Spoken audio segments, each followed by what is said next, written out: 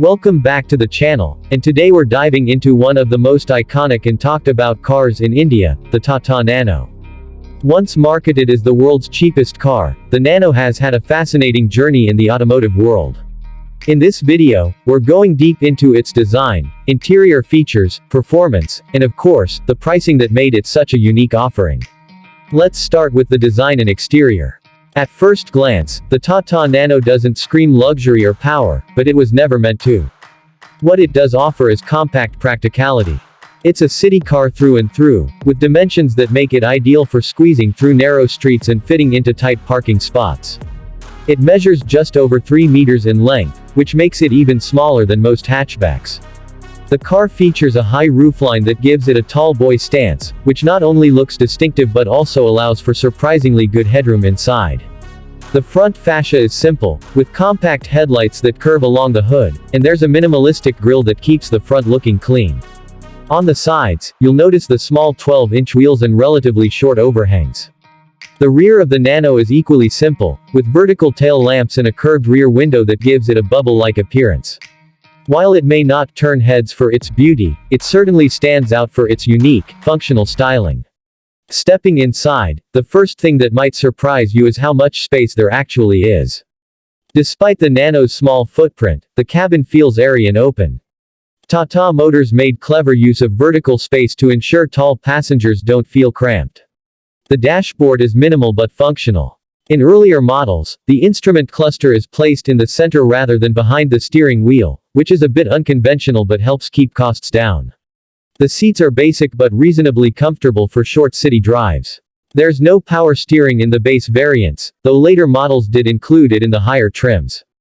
You won't find many bells and whistles here, no power windows in the base models, no central locking, but some higher trims came with features like front power windows, air conditioning, and even a basic infotainment system.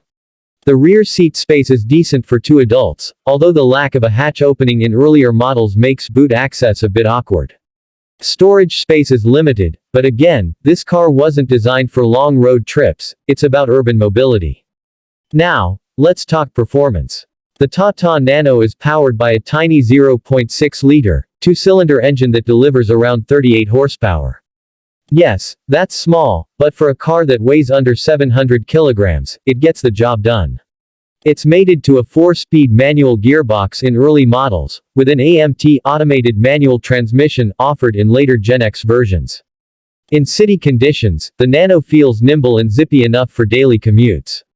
It's not going to break any speed records. Top speed is around 65 to 70 kilometers per hour comfortably, but it handles well at low to moderate speeds. The steering is light, which makes maneuvering easy, especially in crowded areas. However, the lack of power steering in the earlier models means it can feel a bit heavy at parking speeds. On highways, you will feel the engine's limitations. It's not particularly stable at higher speeds, and crosswinds can make it feel twitchy due to its lightweight build.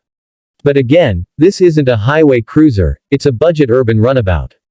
The ride quality is surprisingly decent for such a small car. Tata worked on the suspension setup to handle rough Indian roads, and the Nano does a fair job soaking up minor bumps. It's a rear-engine, rear-wheel drive layout, which is unique in this segment, and it gives the Nano a different driving character compared to front-engine hatchbacks. Braking performance is adequate for its size, though you won't find ABS in most models. Fuel efficiency is one of the Nano's strongest points. It delivers anywhere between 20 to 25 kilometers per liter depending on the driving conditions, which means it's incredibly cheap to run. Let's move on to what made the Tata Nano so famous, its price. When it was launched in 2008, Tata Motors promised a car priced at just 1 lakh rupees, or around $2,000 at the time. While the actual on-road prices went higher due to taxes and variants, the base model still came in well below the cost of any other new car on the market. Over the years, as features were added and variants like the Nano Twist and Gen X Nano were introduced, the prices climbed a bit, ranging from about 2.5 lakh rupees to 4 lakh rupees for the higher trims. Even so, it remained the most affordable new car in India until production was phased out in 2018. Today, You can still find used Tata Nanos for as low as 50,000 rupees, making it an incredible deal for someone looking for a super budget second car or something to learn driving in. To sum it up, the Tata Nano was never about luxury, power, or prestige. It was about access, offering millions of Indians a chance to own their first car. It's practical, cheap to run, and uniquely suited to city life.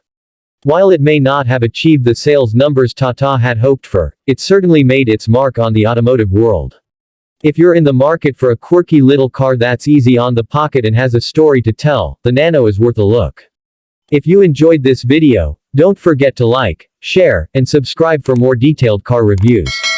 Let us know in the comments if you've ever owned or driven a Tata Nano, and what your experience was like.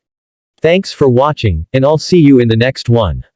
Would you like a version of this script tailored for a voiceover tone or with visual cue suggestions?